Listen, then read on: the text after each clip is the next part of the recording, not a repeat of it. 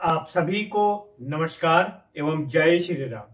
आज हम बात करेंगे कि भारत सरकार ने लोकसभा में 129वें संशोधन अधिनियम, जिस बिल का उद्देश्य है एक देश एक चुनाव यानी वन नेशन वन इलेक्शन, यह बहुत ऐतिहासिक बिल है जिसकी आज पूरे देश में चर्चा है और देश का प्रत्येक नागरिक इस बात को समझना चाहता है कि one nation one election bill क्या है और क्या यह पास होगा, यह लागू होगा।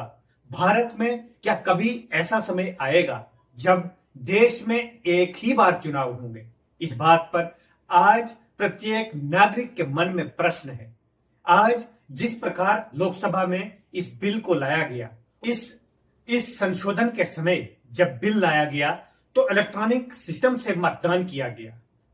नए सदन में इलेक्ट्रॉनिक वोटिंग की गई और उसमें यह प्रावधान भी स्पीकर की तरफ से रखा गया कि यदि किसी को शंका हो, किसी को क्लियरेंस अपने वोट का चाहिए, तो वो पर्ची का प्रयोग भी कर सकता है, जिसमें 269 वोट पक्ष में आए और 198 वोट जो है वो विरोध में आए। 198 वोटर्स यानी 198 सदस्यों ने कहा कि वन नेशन वन इलेक्शन नहीं होना चाहिए। 269 लोगों ने कहा, सदस्यों ने कहा कि भारत में वन नेशन वन इलेक्शन होना चाहिए। पूरी चर्चा सुनते समय यह देखा गया कि पक्ष ने भी अपना प्रस्ताव रखा और विपक्ष ने भी अपना प्रस्ताव रखा कि किस प्रकार वे चाहते हैं कि वन नेशन वन इलेक्शन हो और विपक्ष किस प्रकार चाहता है कि वन नेशन वन इलेक्शन ना हो। मोदी सरकार का यह कहना है कि भारत में यदि एक बार चुनाव हो तो इससे चुनाव में खर्च की कमी होगी। यदि हम पूरे देश के चुनाव की बात करें तो 1.5 लाख करोड़ रुपए जो है वो खर्च होता है और यदि वन नेशन वन इलेक्शन आए तो लगभग 50 करोड़ में पूरे देश के चुनाव हो जाते हैं। भारत के पूर्व राष्ट्रपति रामनाथ कोविंद जी की अध्यक्षता में एक कमेटी का गठन किया गया, जिन्होंने ये पूरा दस्तावेज तैयार किया कि हमें वन नेशन वन इलेक्शन लाकर बिल के अंदर कौन कौन सी शर्तें रखनी है, जिसमें विपक्ष ने कई शर्तों पर आपत्ति जताई। परंतु रामनाथ कोविंद जी के एक इंटरव्यू से यदि हम देखें तो उन्होंने स्पष्ट किया है कि जितना खर्चा पहले चुनाव में आता था, जो बार बार चुनाव करने पड़ते थे, यदि एक बार चुनाव हो तो केवल 50 करोड़ रुपए में ही चुनाव संपन्न हो जाते हैं। और उनका कहना है कि जीडीपी ग्रोथ भी भारत की तेजी से बढ़ेगी और यदि वन नेशन वन इलेक्शन पारित होता है और वो लागू होता है तो 1 से 1.5% जीडीपी जो है वो भारत की बढ़ जाएगी। इसके अतिरिक्त उन्होंने बहुत सारी बातें कही। रामनाथ कोविंद जी ने यहां तक भी कहा कि भारत में मतदाता थक जाते हैं, बार बार चुनाव होते हैं, बार बार उन्हें समय निकालना पड़ता है और यदि एक बार ही उनको चुनाव में भाग लेने का अवसर मिले तो उनके उत्साह में बढ़ोतरी होगी।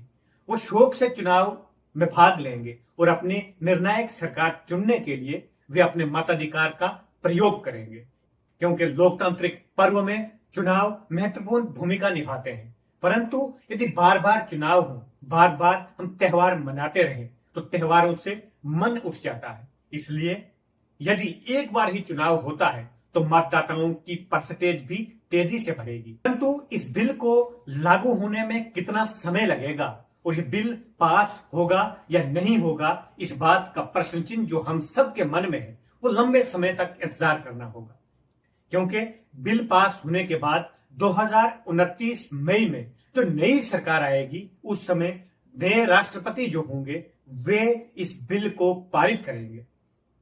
आज जिस प्रकार लोकसभा में इस बिल को स्वीकृति दी गई, उसके बाद विपक्ष ने जेपीसी की मांग की, जिसमें भारत के गृह मंत्री अमित शाह जी ने स्पीकर के सामने यह प्रस्ताव रखा कि जेपीसी का गठन करके यानी ज्वाइंट पार्लियामेंट्री कमेटी का गठन करके, जिसमें सभी पार्टियों के प्रतिनिधित्व वहां होगा, वे लोग इसमें फिर से चर्चा करेंगे। बिल को जेपीसी में चर्चा के लिए रखा गया है, जिसमें सभी पार्टियां बैठकर इस पर चर्चा करेंगी और हमें उम्मीद है कि कुछ जो चीजें उसमें विपक्ष को पसंद ना हो, वो सारा पक्ष और विपक्ष बैठकर वन नेशन वन इलेक्शन का यह प्रस्ताव जो है वो पारित होगा, जिससे देश की अर्थव्यवस्था में बढ़ोतरी होगी, लोकतांत्रिक पर्व में उत्सुकता आएगी और साथ में जो देश के अंदर खर्चा होता है वो कम होगा। इसी विश्वास के साथ कि विपक्ष और पक्ष दोनों पार्टियां बैठकर इसकी समस्या का समाधान निकालेंगे और देश में